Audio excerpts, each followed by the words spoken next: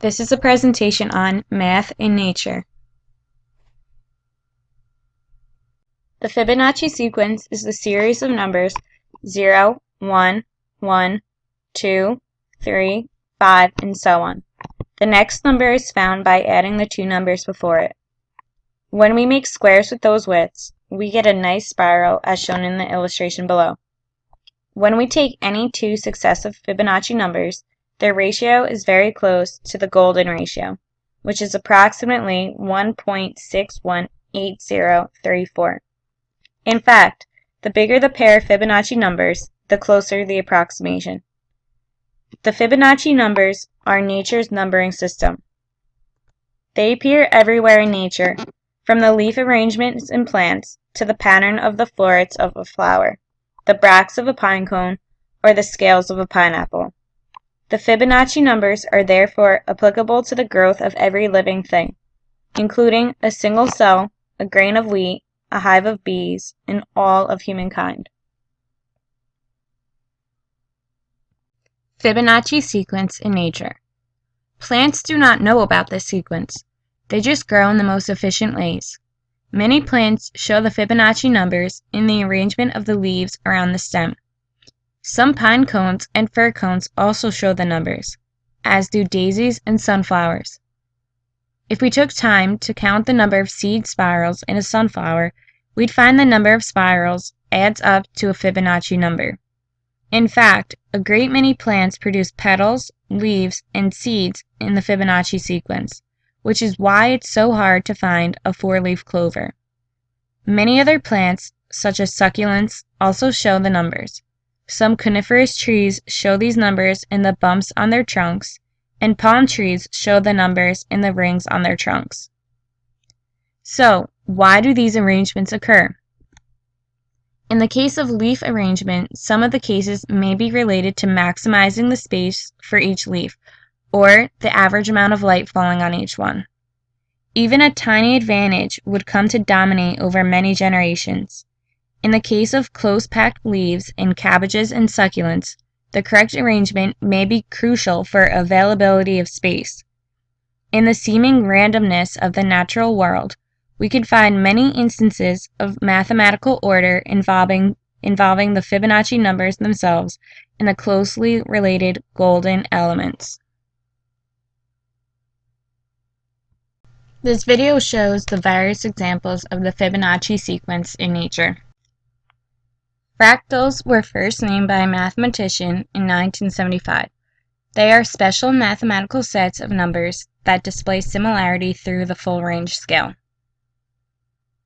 A fractal is a never-ending pattern. They are created by repeating a simple process over and over in an ongoing feedback loop. Driven by recursion, fractals are images of dynamic systems. They look the same no matter how big or how small they are. Another characteristic of fractals is that they exhibit great complexity driven by simplicity. Some of the most complicated and beautiful fractals can be created with an equation populated by just a handful of terms. Fractals. Romanesco broccoli. Romanesco broccoli is illustrated below. Because of its unusual appearance, you may think it is some type of genetically modified food, but it's actually just one of the many instances of fractal symmetry in nature. In geometry, a fractal is a complex pattern where each part of a thing has the same geometric pattern as the whole. So, with Romanesco broccoli, each floret presents the same logarithmic spiral as the whole head, just miniaturized. Essentially, the entire veggie is one big spiral composed of smaller, cone-like buds that are also mini-spirals. Another example of fractals in nature can be found in trees. There are a few things to notice about the fractal structure of a tree. First of all, a tree is approximately self-similar. That is, a small piece of the tree looks somewhat like an entire tree. Secondly, while a tree is a large, complex object, it is formed by repeating a simple process over and over again. A sprout comes out of the ground, and then splits into branches. Each of these branches then splits again into new branches, and each of these branches splits again into new branches. At each point in this process, It is as if two new, smaller trees emerge, and the new branches can be thought of as the trunks of the next generation of trees. So a large tree can be seen as a collection of many smaller trees of various sizes. Thus, the repetition of branching that forms the tree also generates the tree's self-similarity. Another example of fractals in nature is the fern. The fern is one of the most basic examples of self-similar sets. A self-similar set is a mathematically generated pattern that can be reproduced at any magnification or reduction. Like the Sierpinski triangle, the Barnsley fern shows how graphically beautiful structures can be built from repetitive uses of mathematical formulas with computers.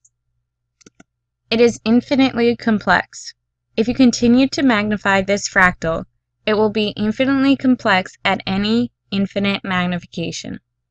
Barnsley's work has been a source of inspiration to graphic artists attempting to imitate nature with mathematical models. Another example of how math occurs in nature is the idea of patterns. Bees appear to have a knack for geometry.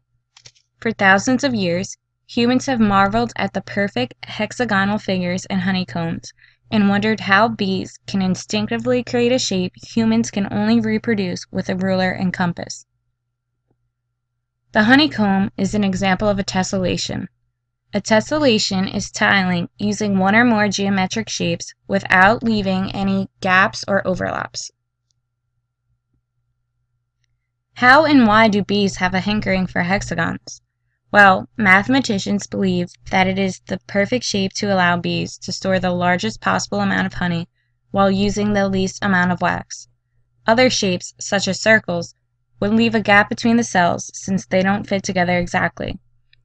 Other observers, who have less faith in the ingenuity of bees, think the hexagons are formed by accident, as if the bees simply make circular cells and the wax naturally collapses into the form of a hexagon. Symmetry is another aspect of math found in nature. Symmetry is explained as follows: the quality of being made up of exactly similar parts facing each other or around an axis. Symmetry is found everywhere you look in nature.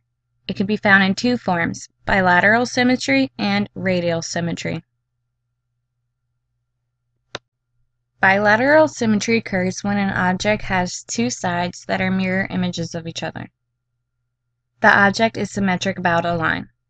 The human body is an excellent example of a living being that has bilateral symmetry. Other examples are butterflies and various flowers.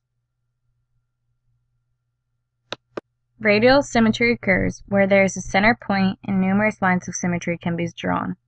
Example of this would be the inside of an orange, a starfish, and several flowers.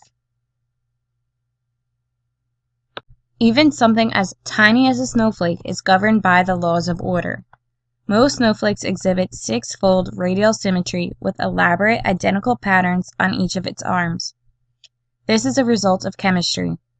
Water molecules change to a solid state by forming weak hydrogen bonds with each other. These bonds align in an ordered arrangement that maximizes attractive forces and reduces repulsive ones, which forms the overall hexagonal shape of the snowflake. But as we're all aware, no two snowflakes are alike. So how is it that a snowflake is completely symmetrical with itself while not matching any other snowflake? As each snowflake makes its descent from the sky, it experiences unique atmospheric conditions, such as humidity and temperature, which affect how the crystals on the flake grow. All the arms of the flake must go through the same conditions and consequently crystallize in the same way, each arm an exact copy of each other. No snowflake has the exact same experience in the descent, therefore each snowflake is unique.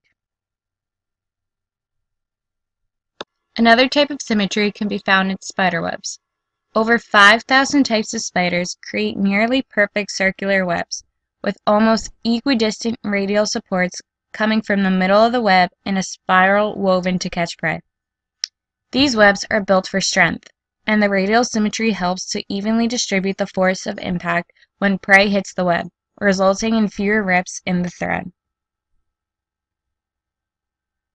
When lightning strikes, it produces light and sound.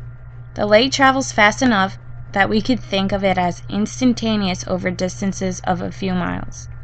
So when we see lightning, we are seeing it at the time it actually struck.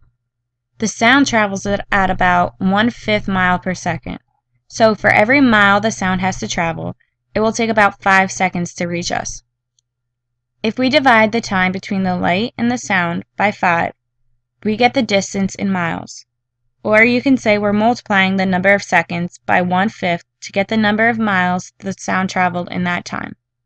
This can be used to see how far away a storm is from your location. After several calculations, you can tell if the storm is moving closer to you or farther away.